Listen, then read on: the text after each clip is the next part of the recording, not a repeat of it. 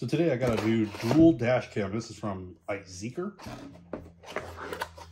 So let's go ahead and we'll take a look. So we got a quick start guide. We got an actual user manual. Here is the the dash cam itself. So we got micro SD card, wide angle lens. We'll see how that works. Might get some decent light on that. You got all your buttons here, and I'll have to check to see if this one was touchscreen. I believe it is. It also has a built-in mic. And then at the top we have our rear camera hookup, and then we have our USB power. For our rear camera, this is it here. Type-C connection to connect it on both ends. It does rotate where you can adjust it where you want it. And it's just a 3M sticky pad. And this one is 1080p for the rear.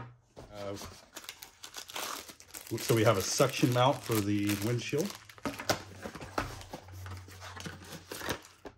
That's got to be the longest Type-C cord I've ever seen. We got a very long cord. I'll have to double check to see what the length is. I'll get back with that here. All right, so I actually don't see the answer to that cord being how long it is. So I will have to look into that, and then when I do the install part, talk about it. But it is a pretty long cord, Type-C to Type-C, and that should be plenty. We got an extra 3M, and then we got a little tool for resetting. It does come with a little tool for like the headliners. We got another shorter cable. I think this one is going to be for like your data if you want to connect it to your computer.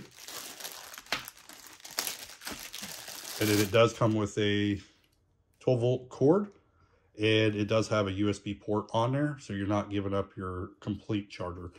And then that's just a micro USB on that one. So that's everything there that comes in the box, besides the user manual. So that's everything there. Now we'll go ahead and we'll get it installed. All right, so we're in the car. I got it hooked up. Right now I just have a 32 gigabyte card in there, and we got it plugged in. I got the rear also plugged in. As you can see, I got another dash cam. I do review a lot of these.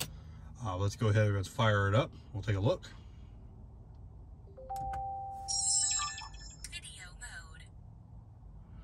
mode. All right, there it is, loaded. It just has a slight bit of delay compared to the other one, but this one also has a rear camera, so it's going to have a little bit more to process as well. You can go into the menu. This one is, okay, we got to stop the recording.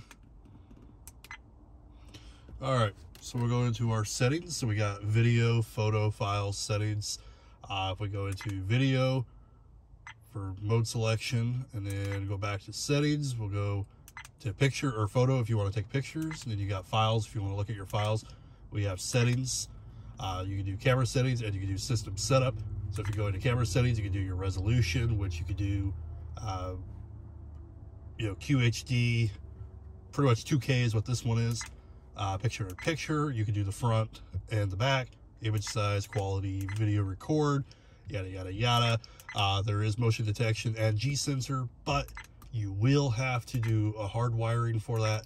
I don't have hard wiring, and I won't be doing that to show it to you, but that is a possibility that you can do with this one.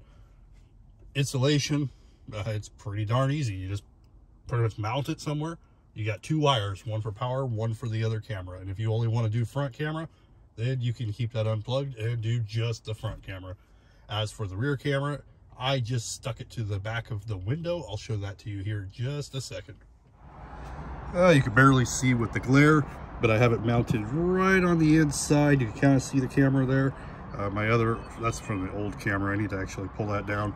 But I decided to go inside just so it doesn't get all this nasty, like you look at this old one and it gets covered in dirt and grime from the rain and everything else. But at least here I can wipe the glass. And that's how I did it for this one.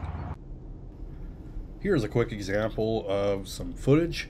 The larger portion, of course, is going forward, while that little square is the rear camera. Overall, the quality seems to be pretty decent. And here I thought that car was just going to blow right through that yield sign, Anyway, if you're looking for a decent webcam, doesn't have all the extra fills like an app and geo coordinates and things like that, this is pretty decent though.